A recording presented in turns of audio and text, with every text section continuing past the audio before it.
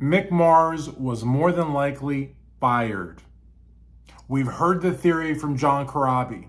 We've now heard from Carmine Appice, legendary rock drummer, who said he spoke to Mick many times recently.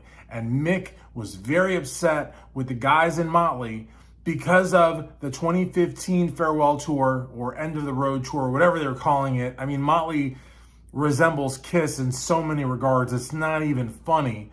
The apple does not fall far from the tree because, I mean, Kiss has been retiring since 2000. And Motley, you know, with the tears and the crying and the sobbing, you know, and the contract, we will never tour again. We may never even record again. Now, not only they're touring again, they threw Mick to the curb.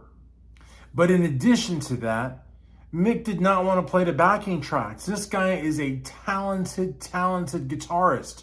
So talented that Motley did not have two guitarists. He did all the guitars. You know, I love Guns N' Roses. I love LA Guns. I love Aerosmith. Those are two guitar bands. Kiss, which we just mentioned, two guitars. Motley Crue, one guitar.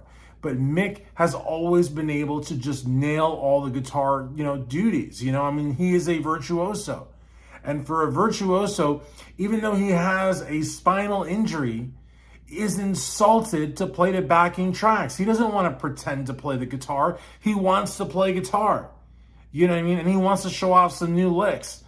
And he wants to show off his gear. And he wants to show off his axes. You know? I mean, he's not jumping around, but he never was that guy. You know, he was the technical player.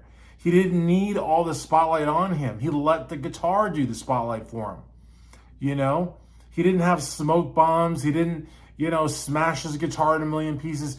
His smashing of the guitar, his smoke, his firecrackers, that was all done with the strings and the fretboard. Sometimes he'd use a slide, you know, sometimes he'd use distortion. But he was a technical player. He is a technical player. The guy's alive, very much so. And, you know, he's running around the stage, rocking it out in 2022 and 2021. Why all of a sudden can't he do it now? It's not that he can't do it. It's that he will not play the backing tracks. Now, John's theory, a lot of people said, well, John's been out of the band for a long time.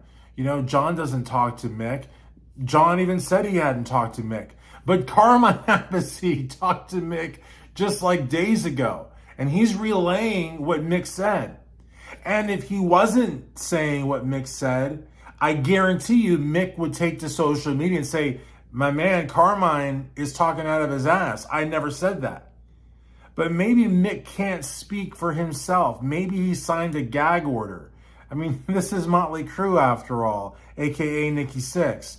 And maybe if Mick opens his mouth, takes to social, says anything, then he's not going to get the benefit from any kind of touring money, any kind of licensing money. We don't know what the deal is with Motley.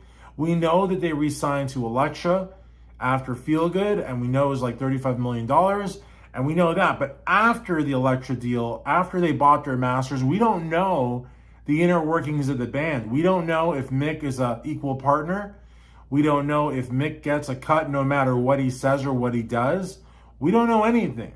If you ask me, Nikki probably has full control of the band, the licensing, probably most of the publishing. I mean, if you go back to the Motley catalog, who wrote all of the lyrics? Nikki. Who wrote most of the music? Nikki. So, I mean, I feel like there's a lot for someone like Mick to lose, especially because Mick never had a solo project. He never had VMB. He never had Exposed. He never had Methods of Mayhem. He never had Brides of Destruction. All Mick has ever had is Motley Crue.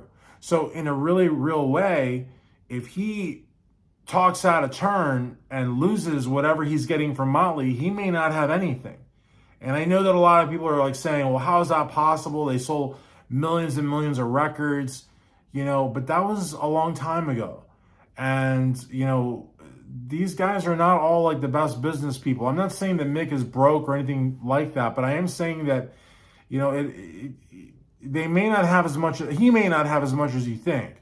You know, I think Vince, Tommy, and Nikki are far well off and probably better set than Mick is. and maybe he is just as well off as they are, but maybe he doesn't want to lose it all just to, say he was fired on Twitter or TikTok or whatever. I don't think Mick cares that much. And so I think that we may be hearing from Mick through Carmine. And so if people still are of the opinion that Mick, oh, poor Mick, he wants, they use the same excuse for Peter Criss. Oh, he doesn't want to tour anymore. He wants to stay at home and he wants to look out the window. And that was bullshit. They fired Peter, right? A lot of these stories that bands give are not true. You know what I mean? They're just not true. Oh, we had creative differences. We wish him the best.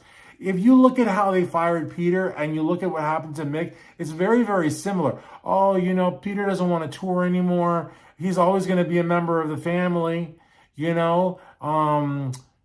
always going to be part of us, and that's a bunch of bullshit. You know what I'm saying? They fired Peter and they probably fired Mick. But they probably said to him, listen, if you make any waves for us, you're not going to get anything. I totally believe that. Listen, Mick hasn't been able to do cartwheels in decades. He's not in the band to do cartwheels. He's not in the band to drop to his knees and play with the guitar back and forth. He's there because he's a technical virtuoso. He's a blues-based guitar player. He's got his roots go back to Jeff Beck, Jimi Hendrix, Eric Clapton, the really, really, really classic guitar players. And so that's why he's there.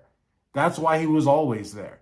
You know what I mean? He was always older than these guys. He was old when the band started, comparably. So he does have an illness, and he is in really bad shape. But that, in my opinion, is not why he's not in the band. He's not in the band because he probably thought that 2015 was, in fact, a farewell tour. They signed contracts, after all, and he probably didn't want to look like a fucking shill, excuse me for cursing, by doing what Kiss has been doing for 22 years. And they're not going to finish it December 2023 at Madison Square Garden. If anybody believes that, you are stupid. You are stupid. Kiss will not retire. Paul will drop dead. Gene will drop dead. Maybe they'll both drop dead. There'll be contingencies in place. What's-his-face's son will take over, and what's-his-face's daughter or son or whatever, Gene's son and Paul's son, plus the two other imposters, they'll probably continue on. You know what I mean? That band's never going to end. As long as the money's rolling in, that band's never going to end. The same thing with Motley. You know what I mean? So Mick probably felt like an asshole, after 2015. He didn't want to go back out there and participate in basically, shucking and jiving. And then on top of that, A, he doesn't want to play to a backing track because he's a guitar hero. B, he doesn't want to play to a guitar track or to background vocals or whatever, like recorded vocals, although good points made out there. No recorded vocal sounds as bad as Vince has sounded at some of these shows. But anyways, I think that Mick is old school in that, look, if you buy a concert ticket, you're buying a ticket because you want to hear Nikki play the bass, Mick play the guitars, Tommy beat the shit out of the drums, and Vince, listen, Vince has never had an operatic voice, but he's got a Sunset Strip voice. He's got some crazy pipes. And he's just a badass guy on the mic. You know what I mean? People came to watch that. They came to hear that. And Mick probably thinks that the fans are getting screwed by paying some of these Live Nation outrageous tickets to basically watch them lip sync and play to instruments that aren't even plugged in. So maybe Mick, in his old school mentality, feels like that's basically screwing over the fans. And guess what? That is screwing over the fans. When Tommy Lee hasn't even got to his kit yet and you can hear his drums playing, that's disgusting. Why would anybody spend $200, $20, $2 to watch that? And it's disrespectful. You know what I mean? So again, maybe Mick did not want to tour because of creative differences, but I do believe he would have set an ultimatum, or at least said, look, you guys want to play to backing tracks, fine, but let me plug in. But even that aside, I think the fact that they're touring after they said they wouldn't, I think that, he probably voiced his concerns and they said, you know what? You're not coming out on the road with us. You're going to stay home and you're going to get this amount of money as long as you keep your mouth shut. And you're going to sign that you're going to keep your mouth shut. And the first time you don't keep your mouth shut, you lose all of it. We're not going to give it to John 5. We're just going to keep it. And we is Nikki. Again, that band is not a democracy. It's not Nikki and Tommy versus the world. It's certainly not Nikki, Tommy, and Vince versus the world. It's Nikki versus the world. You know what I mean? Tommy probably gets a little bit more than Vince, and Vince isn't getting very much to begin with. But they're happy to get something. Vince, at best, is going to be playing clubs, just like Stephen Pearcy, opening for the Tom Kiefer band. Tommy, maybe you'll get on some rap tour at number 50 on the bill, you know. And, Nikki could do whatever he wants, including having a Motley, Vinceless, Tommyless, Mickless crew. He could put John 5 on guitars. On drums, he can have the guy from Brides. And on vocals, I mean, he can do whatever he wants. See, that's the thing. And that's why Vince is hanging in there. That's why Tommy's hanging in there. Because I think they've reached a point in their careers where Tommy realizes, look, BMG is gone. You can no longer get 10 CDs for $1. You can no longer go gold based on bullshit catalogs like that. If you're going to go gold, it's going to have to be through downloads and streams. And there's not 500,000 people downloading Methods of Mayhem. Just like there was never 500,000 people that bought the CD. They got them for a penny. And that's how it happened. And then Vince Neil actually did hit gold, but that was 1993, fresh off of being fired for Motley Crue, and when people still had a taste of Dr. Feelgood in their mouths and had just bought Decade. It was a very unique situation. And yes, in fact, he did go gold. He might have gone platinum for all I know. But that was then. This is now. Carved in Stone came out 2 years after Exposed. I don't even think it sold 100,000 copies. So, Exposed was the extent of his stardom, just like David Lee Roth. David Lee Roth left Van Halen, had one gold record. After that, I don't think he even charted after that. He had some good records, but, without Van Halen, he was nothing.